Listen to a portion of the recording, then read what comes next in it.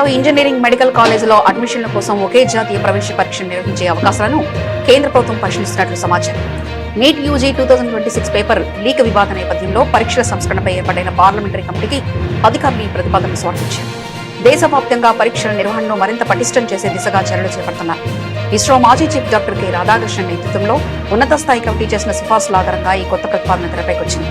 దీని ప్రకారం JEE, neat పరీక్షలకు ఒకే ఉమ్మడి ఫ్రేమ్ వర్క్ కింద తీసుకొస్తారు. ఈ కొత్త విధానంతో పాటు భవిష్యత్తులో నీట్ అభ్యర్థులకు కఠినమైన అర్హత నిబంధనలు తీసుకురావాలని పార్లమెంటరీ కమిటీ ప్రతిపాదించింది. పరీక్ష రాయడానికి గరిష్ట ప్రయత్నాల సంఖ్య అలాగే వయోపరిమితిని విధించాలని యోచిస్తుంది.